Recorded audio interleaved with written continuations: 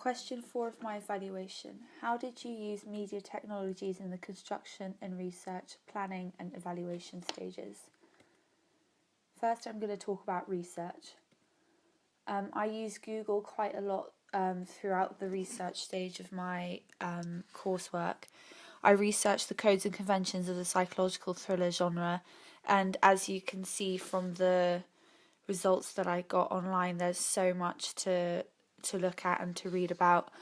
I watched lots of SlideShare presentations about the history and the codes and conventions of the genre, and then made my own SlideShare presentation on it. And I found Google a really helpful a really helpful tool in researching and learning about the psychological thriller genre.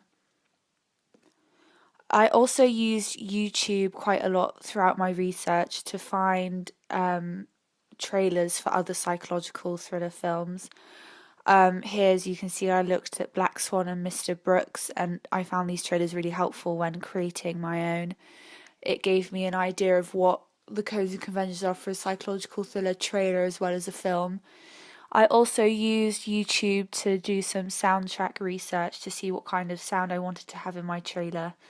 I found this again really helpful because I just drew inspiration from this and got a better idea of what I wanted the sound to be like in my trailer. I used Weebly quite a lot to present my brainstorms and initial ideas at the beginning of the process. My blog helped me show all of my written work that would not otherwise be seen, so I scanned in, as you can see here, the initial ideas that we had as a group for our film. We started talking about the synopsis, the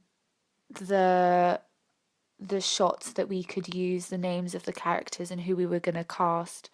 So Weebly was really helpful in presenting the research stages of my coursework.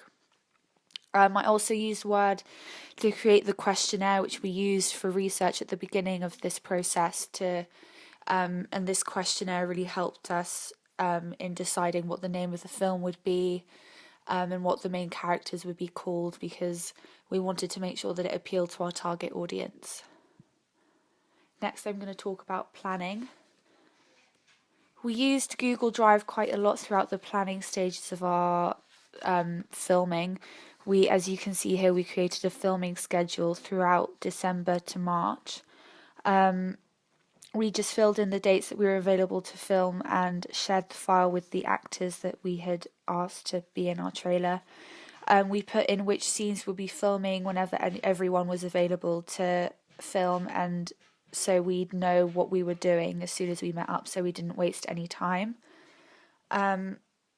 Because initially we had problems with planning, we thought that this would be a good idea as it would make us more organised. And it was just very helpful because everyone could look at it at whatever time they wanted to and change around dates or shots that we would film. Again, I used Weebly quite a lot throughout the planning stages of my creating my trailer. This is where I showed my storyboards and shot lists that we'd created on paper as a group. I used this to solidify my storyboard as well as my shot list, and I also used Weebly to present my PowerPoints for my research and planning presentation. I originally presented this with my fellow group members, and then it was filmed and we uploaded it to YouTube and then embedded the code back into the Weebly blog. This helped us reflect on what we'd done and kind of draw together our ideas, which was really helpful because it made us understand our process, and made us think a lot more about what we'd done and how it was going to contribute to our final product. Next, I'm going to talk about construction. I used InDesign quite a lot through designing my poster. Because I wanted to create a font that had a dash in the middle of it. I wanted to create it myself because I couldn't find any versions online. So what I did is I went in InDesign and I chose the font that I knew I wanted, and put it on a black background with white writing, and then I used Photoshop for creating this dash. So I dragged it in and then made two different documents on Photoshop, one with the top half of the writing, one with the bottom half of the writing. And then I put it together in another document with a transparent background and used the magic wand tool to delete all the black space behind so that it would be white writing and there wouldn't be like a black box around it. So when I put in the two different files, I moved the bottom part of the writing a little bit to the right so that it looked like it had been split down the middle, and I'm really happy with the final outcome of that. I also used Photoshop to create the poster for my film. As you can see, I put in my font, my title, which I created. I used many tools in Photoshop. I used the text tools to put in the text. I also used just the normal arrow tool to like move stuff around, and I also added in some guidelines so that everything was lined up and straight, which was really helpful. I used quite a lot of filters in order to edit the main picture for the poster and make it a bit more darker and exaggerate the shadows to create a darker effect. There, as you can see on the left hand side, there's a huge amount of tools available to you and to edit your picture in many different ways, which I found really helpful and made the process so much easier for designing my poster. I also used Final Cut Pro when actually creating my trailer. It is such a high quality software and there's such a huge amount of tools available to you, which makes it really great for creating anything movie related. The main tools I used were the Select tool, as well as the Blade tool and Rage Selection tool. We used the Blade tool quite a lot as it was really good for creating montages, and you can just cut the clip right in the middle and just create lots of really short clips, which was good. And it made us have quick editing, which was a coding convention of psychological thriller trailers. We used quite a lot of the transitions available to us on Final Cut Pro, and we used the fade to colour transition quite a lot when creating the flashbacks, as it was very effective in creating a kind of eerie feel to the flashbacks. We also used quite a lot of the filters for the flashbacks as well to make them a bit more lighter and to make it feel a bit more surreal, like as if Blair really wasn't sure what had happened the night before. We also changed the colours quite a lot for the montage, made it a bit darker so that Blair's insanity was a bit more obvious to the audience. We also edited with the sound, played around with the sound a little bit, which was really good. So overall it was just a really good software to use when creating a trailer to make it look more professional. Dreamweaver also had a big part to play in creating my website. I used it to code my website. It's quite a complex program, as you can see here.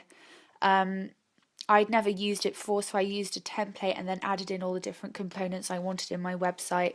So on the top of the page, you'd see all the code and what you'd insert, and on the bottom you'd see what it looked like. And then you can preview it in Chrome and see what it would look like in the actual website. It was a challenge for me, but I found my way around it, and I'm quite pleased with the final outcome of my website. Next, I'm going to talk about my evaluation. I used QuickTime Player throughout my evaluation to answer all of my questions. I used the screen recording tool to record the screen and then recorded the audio on my iPhone and then put them together in iMovie. So then obviously iMovie also had a big role to play in creating my evaluation. I don't have Final Cut Pro on my laptop, otherwise I would have used it because obviously it's a much better program. But iMovie was much more accessible for me, and I'm able to get more done at home just using this software. I use the tools available to me, and so just put the audio underneath the screen recording, and then I'd and then it would just all blend together, and I'd export it and then upload it onto YouTube. Keynote was also another software that's really good that I used for creating my evaluation. It's kind of like PowerPoint but for Mac. I used it to present some of my questions for my evaluation. Another software, I guess you could call it, is Prezi, which it's a website, and because I didn't want to use just one media platform to answer all of my questions, I decided to use a couple of online ones, and Prezi was one of them. It's kind of like having a PowerPoint presentation, but it's different in the sense that it's a bit more animated and a bit more fun. I used it to answer question 1 of my evaluation. Another online software I used was SlideShare. I'm using it to answer this question now. It's a lot more similar to PowerPoint and Keynote, but I wanted to use a variety of softwares and programs on my blog. I really like this media platform. I used it quite a lot. This is where I uploaded my Final Cut Pro tools I used, my Photoshop and InDesign tools I used, and also the codes, the history of the psychological thriller genre I also uploaded to this website, so I used it quite a lot. And finally, I used Weebly to put all of my evaluation questions together and to compile all of my answers. It was really helpful, all of my coursework in one place, which makes it easy to find in the end. That's the end of my question 4.